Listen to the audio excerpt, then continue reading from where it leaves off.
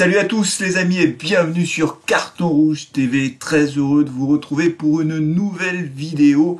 Ça fait longtemps que j'avais pas fait une vidéo, mais là l'actualité le nécessite un petit peu. On va évidemment parler de la reprise du championnat ou pas, on va en parler dans quelques instants, mais d'abord je voudrais vous dire que je suis très content de vous retrouver. Alors vous avez vu, je ressemble plus à rien avec les cheveux comme ça, mais je suis pas le seul, toi non plus tu ressembles plus à rien, parce qu'on peut plus aller chez le coiffeur. Vivement le 11 mai que on puisse commencer à reprendre une vie un peu normale. Je suis sûr qu'on en a tous envie. En attendant, faut évidemment rester chez soi, rester prudent, respecter les consignes de sécurité.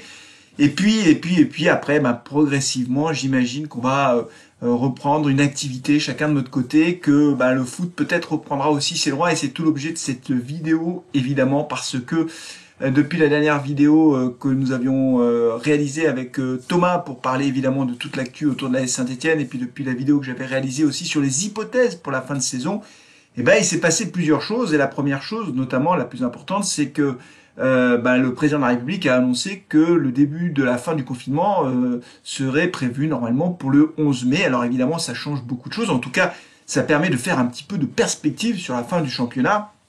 Vous le savez, on s'est arrêté à la 28e journée de championnat, quasiment pour toutes les équipes. Il manquait un match, mais en gros 28 journées, donc il y a encore 10 matchs à jouer. Et si les équipes professionnelles peuvent reprendre l'entraînement autour du 11 mai, ce qui est probable, puisque j'imagine qu'elles pourront le faire, en tout cas, j'y reviendrai dans quelques instants, à mon avis c'est largement possible, et à partir de là, on peut établir un calendrier qui permettrait de terminer la saison. Alors, avant de rentrer dans les détails du calendrier prévisionnel, pourquoi ce serait possible pour les joueurs de pouvoir reprendre l'entraînement ? Je pense d'abord que les joueurs professionnels sont évidemment très suivis sur le plan médical, beaucoup plus que nous tous, les uns et les autres, puisque eux, ils ont des médecins qui les suivent tous les jours, et qu'ils sont quand même dans un milieu un peu confiné, c'est-à-dire que l'effectif pro, plus les entraîneurs, c'est quand même pas 350 personnes, et donc ils peuvent s'entraîner tous les jours, les uns à côté des autres, et on peut être sûr, en tout cas c'est largement possible, de tester tous les joueurs pour être sûr qu'ils sont tous négatifs et que donc du coup ils sont extrêmement protégés en quelque sorte de ce virus, et donc ils pourraient reprendre l'entraînement. En Allemagne ils ont repris l'entraînement, donc je pense que déjà le 11 mai, à partir du 11 mai, la plupart des équipes professionnelles vont pouvoir reprendre un programme d'activité physique pour permettre aux joueurs de commencer à retrouver le chemin des entraînements. Une fois qu'ils ont repris le chemin de l'entraînement, les joueurs, ils ont besoin en gros d'un mois pour pouvoir se remettre à peu près en forme physique, et surtout pour éviter les blessures. C'est vraiment le point le plus important, c'est d'éviter que les joueurs, une fois qu'ils ont repris l'entraînement, se blessent, et c'est pour cette raison qu'ils ont besoin de ce temps-là, 4 à 6 semaines de reprise d'entraînement. Et à partir de ce scénario-là, donc il a été imaginé par, je crois que c'est la Ligue, c'est pas la fédération, c'est la Ligue de football professionnel, de pouvoir faire reprendre le championnat autour du 17-18 juin pour les équipes de Ligue 1 et Ligue 2, sachant que la Fédération française de foot, elle a annoncé que pour les championnats amateurs, c'était terminé. Mais évidemment, le football professionnel, lui, il y a d'autres enjeux, notamment des enjeux financiers, vous le savez, qui sont très importants et qui vont impliquer des décisions certainement différentes que pour le football amateur, et ça se comprend parce que, encore une fois, il y a beaucoup d'enjeux, et aujourd'hui, on a bien vu avec la suspension du versement des droits télé qu'il y a beaucoup de clubs qui se trouvent en grande difficulté financière,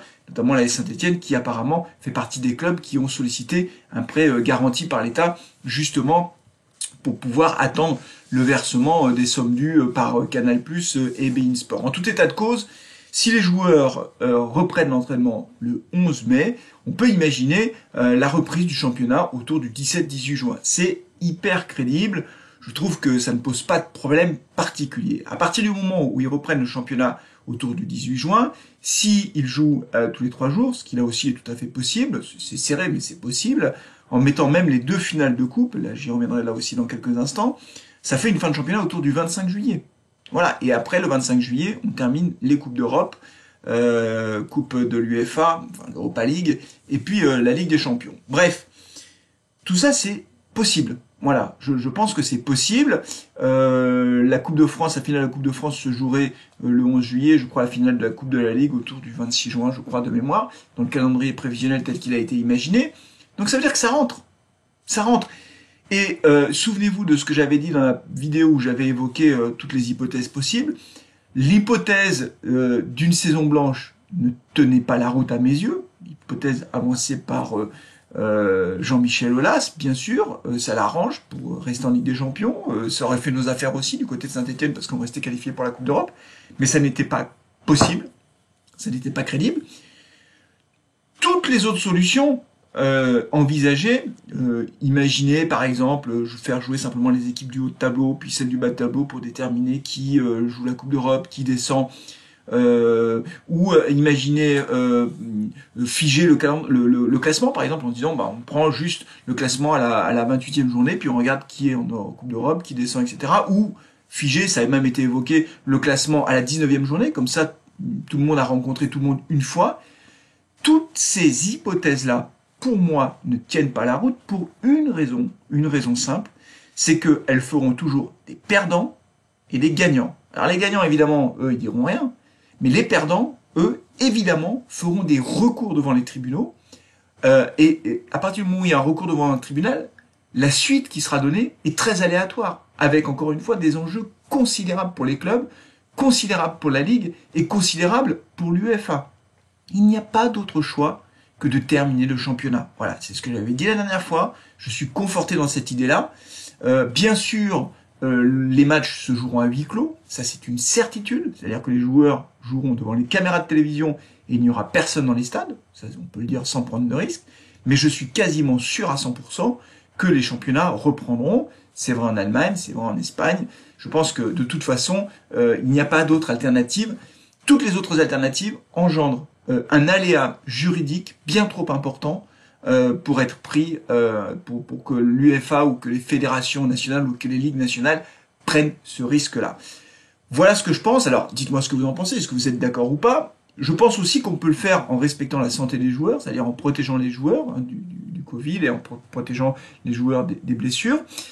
J'ai vu que Vicente Lizarazu avait fait une proposition, je crois que c'est dans une interview dans le journal Le Figaro, où au fond, lui aussi, il pense qu'il faut reprendre le championnat, mais il dit que, du coup, comme là, il y a une coupure de 2 mois, ce qui correspond quasiment à une trêve, lui, il imagine qu'on puisse très bien enchaîner, quasiment sans trêve estivale, la fin du championnat et le nouveau championnat. C'est-à-dire que les joueurs, bon, il y a 15 jours de pause, et ils reprennent dans la foulée. Ce qui, objectivement, ne pose pas de problème. Alors, dans le calendrier tel qu'il a été imaginé par la Ligue, les joueurs reprendraient le championnat suivant, le championnat 2020-2021, à partir, je crois, du 23 août.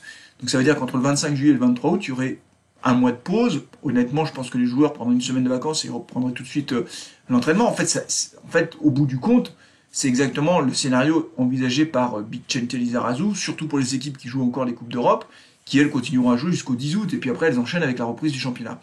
Après, évidemment, il y aura l'Euro en 2021, donc ça fera une saison super chargée, super longue. Donc il faudra imaginer être capable peut-être de modifier un peu le calendrier habituel, peut-être faire une pause hivernale un peu plus grande pour permettre aux joueurs de souffler, mais c'est possible. En compressant un peu le calendrier, je pense que c'est jouable. Mais en tout état de cause, pour revenir au sujet de cette vidéo, le championnat va reprendre. Oui, le championnat va reprendre. J'en suis quasiment sûr à 100%. Encore une fois, d'abord parce que les perspectives ouvertes par la fin du confinement, la fin progressive du confinement, rendent possible l'établissement d'un calendrier crédible, et qu'ensuite, surtout, il n'y a pas d'autre alternative possible pour le championnat et pour toutes les équipes qui sont engagées dans ce championnat, sachant que, vous le savez, évidemment, cette crise sanitaire a mis en grande difficulté l'ensemble des clubs professionnels, évidemment, qui ne touchent plus les mêmes sommes qu'avant, et on verra là aussi comment ça se goupille sur la suite, et notamment sur le versement par Canal+ et beIN Sport des droits qu'ils n'ont pas versés le 5 avril. On verra s'ils versent les droits le 5 juin. Je pense que si une date de championnat, de fin de championnat est connue, certainement que à ce moment-là, ils pourront reprendre les versements. Je termine avec un dernier point sur le sujet des droits télé. Au bout du compte, le fait qu'il n'y ait pas de personnes dans les stades, que ça se joue à huis clos, pour les chaînes de télé, c'est plutôt bon, puisqu'elles auront a priori plus d'audience. Parce que si on prend un match à Geoffroy Guichard, alors c'est pas ça qui change toute l'audience, mais quand vous avez 30 000 personnes dans le stade, s'il y a 0 personne dans le stade, c'est 30 000 supporters qui aiment la SS, évidemment seront devant leur chaîne de télévision en train de regarder le match. Donc je pense que au final, les chaînes de télé, elles ne seront pas perdantes sur le confinement. Évidemment, il n'y aura pas la même ambiance à la télé, on n'entendra pas les chants, donc ce seront des matchs un peu tristes, il faut vous dire les choses. Évidemment, si le championnat reprend, Et bien sur Carton Rouge TV, on reprendra aussi le championnat, on refera des lives, on refera des cartons rouges, le débrief, on refera aussi des plateaux au studio Arverne pour pouvoir commenter la fin de championnat qui s'annoncera passionnante pour la SS, puisque bien sûr on joue le maintien, vous le savez, et il faudra se remettre dans le bain de cette fin de championnat. Et puis aussi la finale de la Coupe de France. Malheureusement, il est quasiment sûr qu'on ne sera pas au Stade de France pour soutenir notre équipe. Quelle tristesse. Quelle tristesse, moi qui me faisais une joie d'aller au Stade de France, on se faisait tous une joie d'aller au Stade de France, et ben on le regardera à la télé si c'est retransmis à la télé, que ce sera retransmis de toute façon, mais que on ne peut pas aller au Stade de France, et évidemment, on fera un live, on fera un truc. Je sais pas ce qu'on fera avec les amis de la page Facebook Info des Verts, avec également Hervé, Thomas, enfin tous ceux qui participent régulièrement à nos émissions. Évidemment qu'on fera quelque chose, on se fera une grosse soirée pour cette finale de Coupe de France. Voilà, donc dites-moi ce que vous pensez de cette hypothèse. Je suis affirmatif, peut-être que je me plante, on verra. Hein. Si je me plante, évidemment, je ferai un monde honorable, mais pour moi, le championnat va reprendre, c'est une évidence. Est-ce que vous êtes d'accord avec moi ou pas? Merci de me le dire dans les commentaires. Bien sûr, n'oubliez pas de vous abonner à Carton Rouge, si c'est pas déjà fait. Abonnez-vous à Carton Rouge, la chaîne des supporters de la SS. Et puis aussi, likez la vidéo, ça fait longtemps qu'on n'a pas atteint les 100 likes, et oui, bien sûr. Donc il faut reprendre les bonnes habitudes. Voilà, merci beaucoup d'avoir suivi cette crise. Quel lapsus. Merci beaucoup d'avoir suivi cette vidéo. En attendant la fin de la crise, prenez soin de vous, prenez soin de vos proches et allez les Verts. Ciao.